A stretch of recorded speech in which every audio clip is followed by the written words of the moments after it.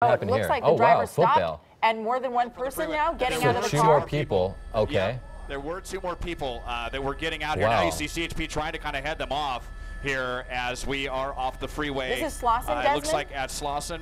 Yes, I believe this is a Slauson. We're off of Slauson and Telegraph right now. Now running into an Arco. Oh, terrible. No. And especially to see if he's going to go inside the building or what he's going to do now at this point.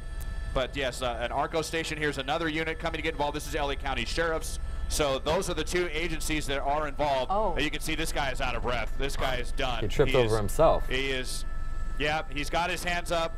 He's giving up. There's another guy in a white shirt, and we don't know where he's gone. It looked like he split off. Let's make sure that this situation goes according to plan. It looks like he is now on the ground.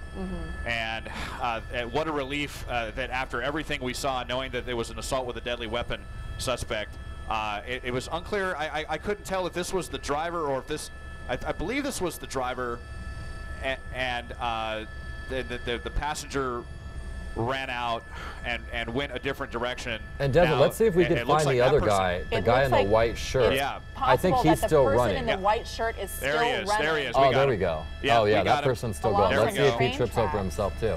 Well, you know, interesting now, by our count, there were at least 5 people in this vehicle here, and at least 5 different foot fails in different areas that deputies had to contend with.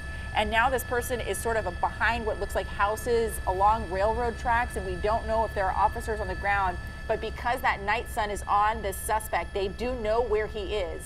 And it looks like it's hard to see now, but somebody may be behind him on the other side of that fence. Could be a deputy there. Yeah, it definitely, it's unclear if it's a sheriff's deputy or if it is a CHP officer, but there is someone on the other side of the fence. This guy is You can tell this, their endurance is not as great as it was in the car. No, definitely. No. We saw him. Oh, now there's a dog, a couple of dogs. Looks like a German Shepherd there that would probably love to get a piece of this guy. So this guy's really going to be boxed in, but now he is. Are those dogs of the people I don't think so.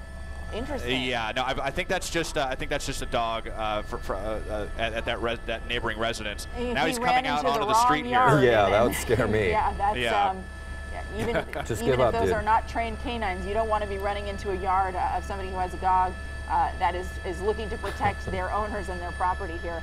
It looks like deputies know where this person is. They've got the light on him, but we don't see anybody on the ground just yet. Are you seeing something we're not, Desmond? No, because of the train tracks and the freeway and the way everything is laid out here, it's going to take some time to get the units in here. They're going to have to get talked in from the air, but rest assured they will hopefully be here shortly. It looks like he took off that white shirt that he was wearing, maybe because he's overheating, or if it's or if he's maybe trying to kind of blend in. He's got his hands up. He's got his hands up, so he may be giving up. Oh, there's a deputy. There we go. There's an officer. There's an officer, and this guy is giving up. So finally, this wild pursuit with the assault with a deadly weapon suspect and 5 people in the vehicle has come to an end here. Incredible that no one was hurt, and all we saw was a very, very minor traffic collision with. I doubt that would have caused any injury. So.